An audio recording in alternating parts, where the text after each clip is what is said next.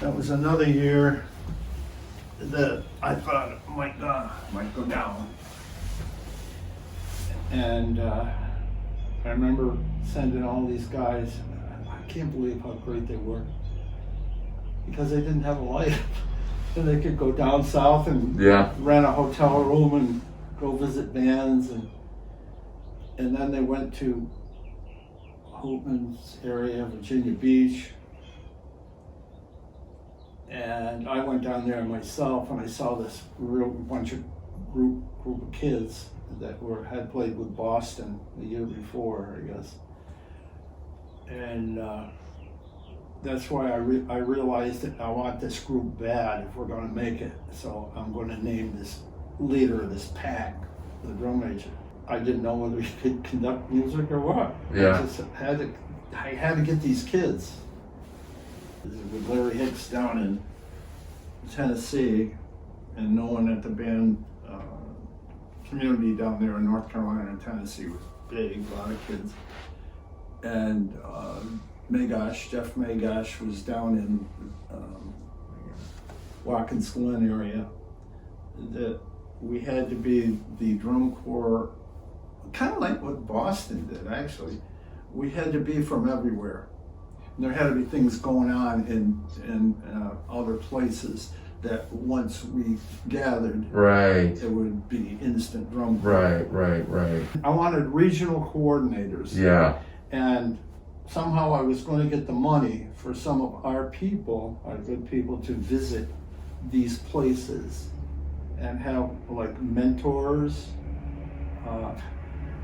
with video, with the cassette tapes and all this stuff. Hicks pulled some people together, especially the Kinsellas and people from North Carolina and stuff, and he had rehearsals.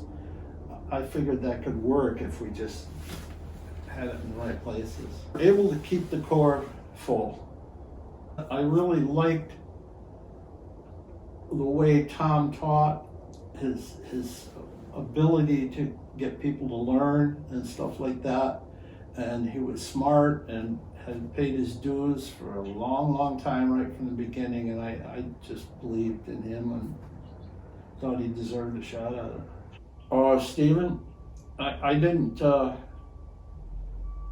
was one of those things that he told me that his mentor was one of his best friends, which was Zingali, and he could go over to George's house and they would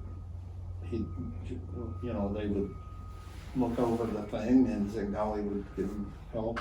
So I didn't even pay much attention to that. I thought that Stephen's drill was acceptable. Certainly wasn't Zingali. But he told me that. He says, I've never done this before, and you have confidence in me. He told me no about 4 times.